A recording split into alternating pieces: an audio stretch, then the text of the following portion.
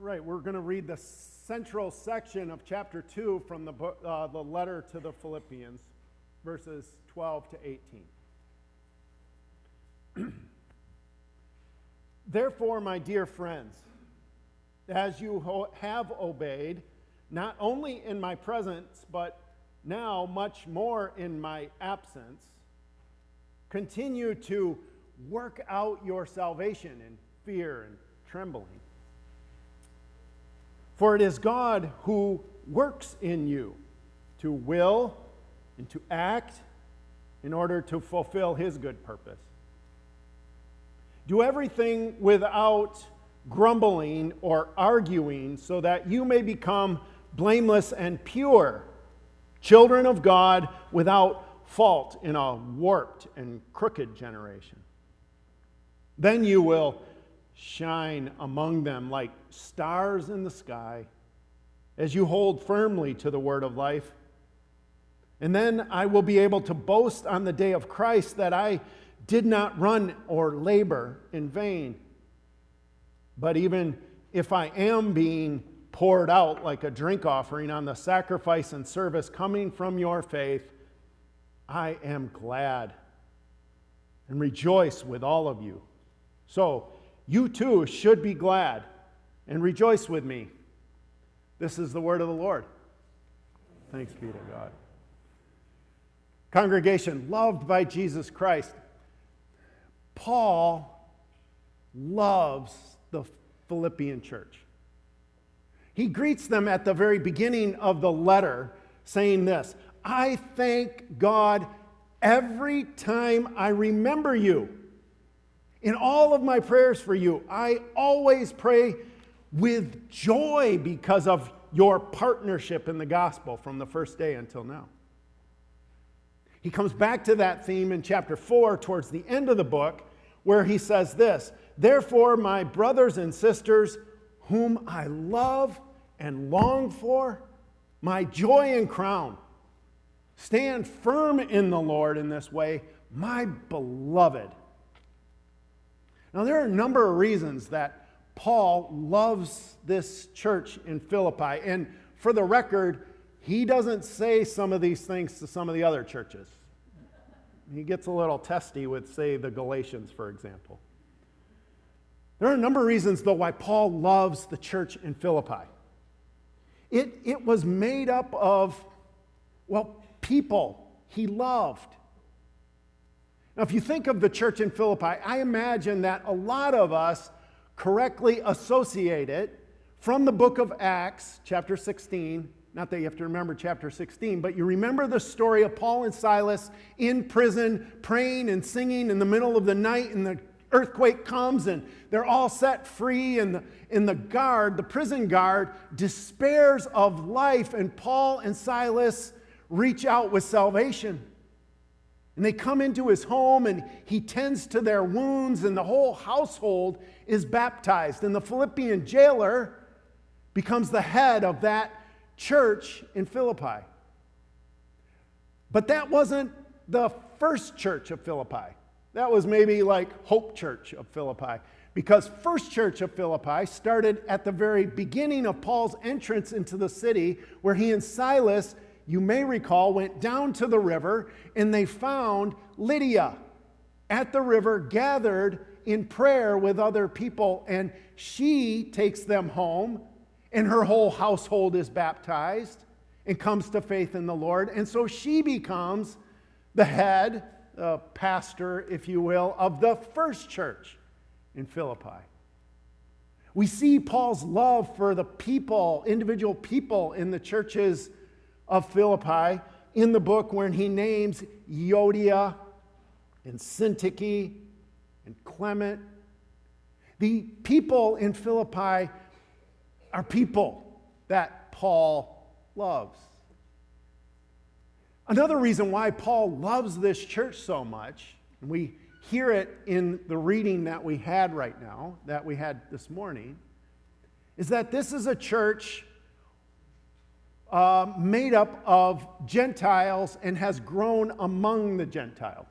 Now, the reason that Paul went down to the riverside to find people to pray is because there was no synagogue in the city of Philippi.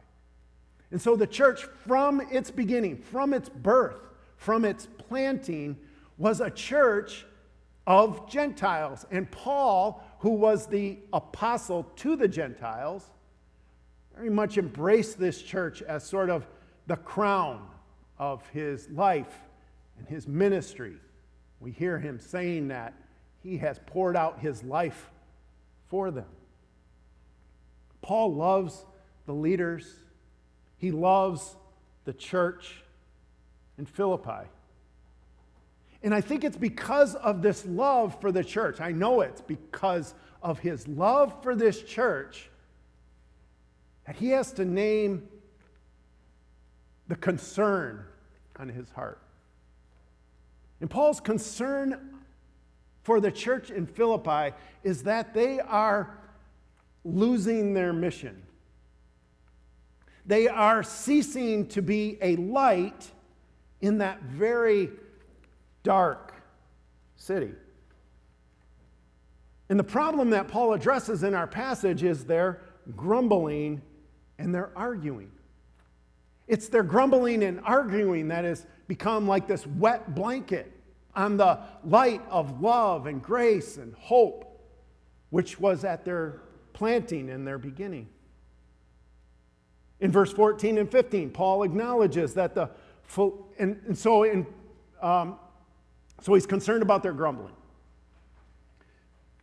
In verses 14 and 15, though, he reminds them that grumbling and complaining is not, it didn't originate with them. In fact, they come by it honestly. They're part of a long line of grumblers and complainers. The words there in 14 and 15, Paul is echoing back to Deuteronomy 32. Deuteronomy is written to sort of the second generation of God's people who had come out of Egypt. These are the children and the grandchildren, right, who are about to enter into the promised land. And there, Moses warns that generation of the grumbling and complaining of the previous generation as they go into the promised land. You remember the grumbling and complaining of that group. What didn't they fight about, right? They complained about the food. They complained about not having enough food. Then they complained about having too much food. And then they complained about the water. And they complained about the leadership of Moses and Aaron and Miriam. They complained while they were waiting at Mount Sinai. They complained about giants in the land. And Moses warns them in chapter 32, the second generation. He says, all of that complaining of your ancestors pointed to a deeper problem at the root of their community, and that was a lack of trust in God. See, that complaining with each other was just at the surface. The problem, Moses said, was the lack of trust in God. Their love and trust had been eroded, and they began to put their trust, that generation, that first generation, in other things, in other gods, in the golden calf, and in leaders that told them what they wanted to hear. So the complaining of that first generation revealed an underlying lack of trust. That's Paul's concern about complaining and grumbling, is that it's kind of this fruit of a deeper problem. Warning and calling the church in Philippi back to the source, right? To address the deeper problem so that they can be that light in a dark culture. Now, the vision for the church in Philippi and for the church today, captured here in Philippians, is that the church is a light in the darkness. I love how Paul says, you are like stars that shine in the universe. And when I read Paul's vision here, vision of the church shining like stars, a point of hope in a dark world, I can't help but think of Vincent van Gogh's painting, Starry Night. That painting is divided into three kind of components. You have the cypress tree in the front there connecting earth and heaven. And then below you have that sleepy little village. Some of the lights in the windows reflecting what really draws our attention, and that is the starry sky.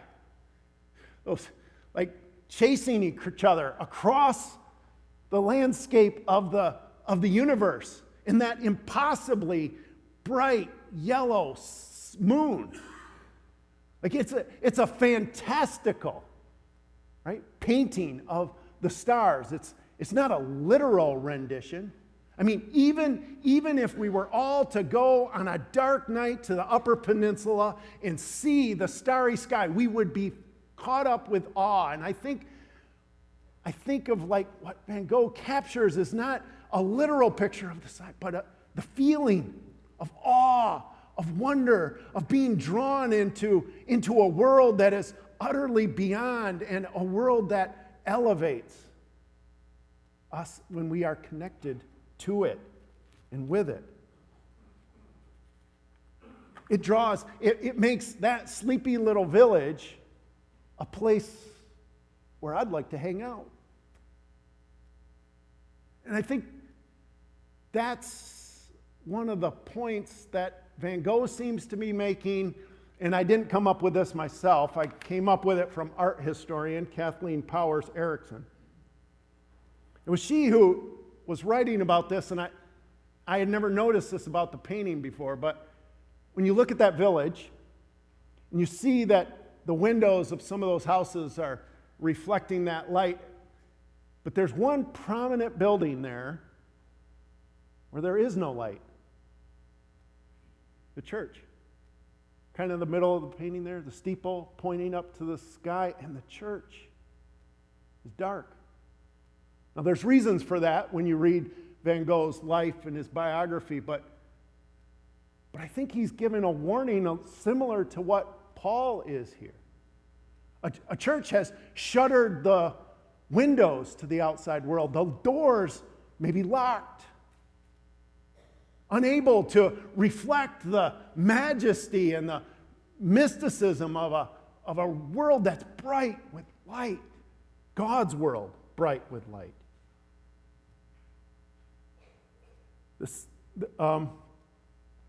The church fails in its mission to be this light in a dark place.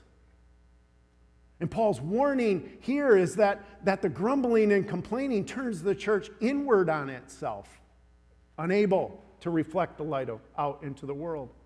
Eroding trust, darkness projecting out their lack of trust in each other or in God. If only there was a way to bring the heavenly lights to this earth. Right? If only there was a way to transform grumbling in a way that proclaims the light and love of God. If only there was a way to grumble and complain in a way that leads to transformation, proclamation, and light. The good news, friends, is that the light of the world has already come from heaven to earth, of course. And Paul redirects their hearts and their minds in his letter to remind them that in the center of all of their fellowship is the light and the love of Jesus Christ. It's in this chapter, in the part that we did not read. Paul redirects their hearts to reflect on Jesus Christ, who let go of the glory of heaven and came and made his dwelling with us. And in that passage, Paul reminds us that there is something about Jesus' heart that transforms us, and it is namely humility. In verse 5, he says, "Your relationships with one another should have the same mindset of Jesus Christ." In humility, value others above yourself. Do not look to your own interests, but to the interests of others. And Jesus' humble heart was revealed in his actions. He let go of the glory of heaven in order to come to this earth. Letting go of the glory of heaven, and he made his dwelling with us in this world, becoming a refugee. No place to lay his head, a foreigner really in this land. Jesus let go of being Lord and Master surrounded by the glory of heaven in order to be a servant who touches lepers, forgives adulterers, sets tax collectors free, washes his disciples' feet. Jesus lets go of being immortal God and makes himself human. As a human, we're told he had to grow in stature. He had to learn the Torah. He had to figure out how to use a plumb bob to put a wall straight. His feet got blisters, and he poured out his sweat like blood on the tree. And it was there at the cross in the empty tomb that the glory of God shines in a dark world. Jesus lets go, and he moves of heaven and moves to the brokenness and the darkness of this world. And in doing so, he knits together the frayed, broken creation. That is how Jesus shines like a star in the universe, and that is what's within our reach. To let go of our self-interest, to open our hands towards one another and the world in humility. Treating others more important than ourselves rekindles this light in us. As I was thinking about today, the celebration of the year and this sermon, there's something that I want to celebrate with you all here as we come to the end of this sermon. And that is, what can it look like to be an open-handed congregation? What can it look like what does it look like to knit together with this humility of Jesus Christ? Council got just a taste of what that can look like when we had our training with the Colossian Forum. It was called Wayfinder training. And granted, it was a controlled environment, and it was it was a controlled environment, but we were all given this task to talk to one another without grumbling and complaining, or about something that caused us to grumble and complain. But we had specific instructions about how to approach that conversation. We had to keep in mind questions like, what if what this other person is saying is true? What might I have misunderstood about what they're saying? And should I ask them a question about that? What do I share that's in common with the person who I'm talking with has a different viewpoint than my own? What is the strength of their view? And what don't I understand about their view that I should follow up on? What are the questions about my own view that come to mind as I hear them make their case? And what am I learning about my own perspective? What was remarkable in that conversation to me was not that we resolved the conflict that was given to us to talk about. What was remarkable, I think, is that we learned how to grumble and complain to one another in a way that built understanding, in a way that reminded us of Jesus the light, who was at the center of that conversation. What was remarkable is that something was transformed in our conversation with one another about that would have, in other circumstances and without instruction, led to falling apart.